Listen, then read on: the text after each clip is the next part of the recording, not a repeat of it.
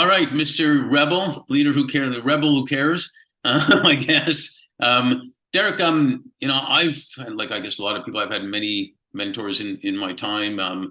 Sometime for literally maybe 10 seconds, somebody says something that just hits, right time, right place, whatever. Others for a lifetime. And my grandfather for taking me on walks and meeting people and how he did that. Can you share with us, two or three people that have been influential in your life?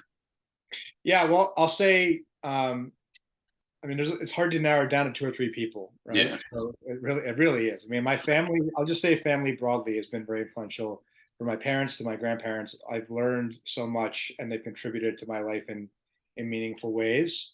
So that's one aspect. And I could go into a lot of detail on all of them, but that's important. Hmm. I'd say on my entrepreneurial journey, um, and I've been fortunate to meet him now is R.Branson. He's someone that for me when I was in college, and actually it was funny because this came to me not that long ago. The Rebel Billionaire show was a show that I watched in college, and it's kind of funny with all this, but just the idea of adventure and creation and building businesses and doing all that in a way that was really um, just genuine but also humble has been impactful. And then I would say in the role of technology and innovation and in really expanding my mindset, I have to say Dr. Peter Diamandis, who wrote the book Abundance, has been a significant um, influence in both directly and indirectly in shaping and giving me that kind of lens. And then I've had a number of business partners and colleagues and true mentors throughout the process that have poured into me and helped me grow my skills and continue to do so. And so that's a couple that.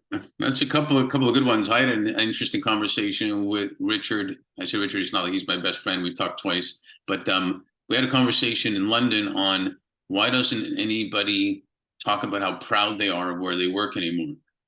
The Mm, word proud. yeah, And we were talking about leaders and leaders who care and all this stuff. And and why is that? And now there were different eras in like when I was younger, way different than now, obviously, and people would stay at companies forever. And but they did say they were proud of their company. And you might hear now like it or like my boss or this, that, whatever, but it's fascinating comment. yeah.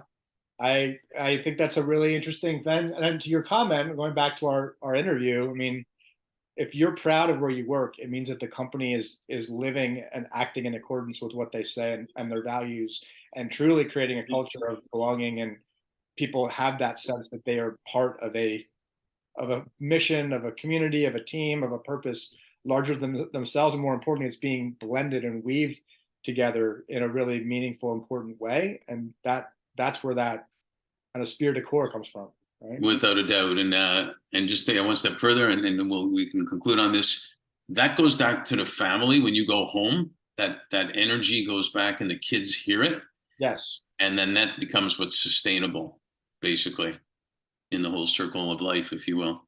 Yeah, I'm trying to think who said it now, but there was someone I was speaking with recently who he said that his job is to make sure that when his employees go home, I think it might be Adam Goodman, one of my local colleagues and actually a client of Life Guide said, my job is to make sure they go home in a better place to their families than when they arrived at work that morning.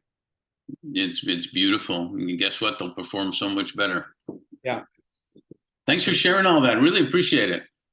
Thank you, Mark.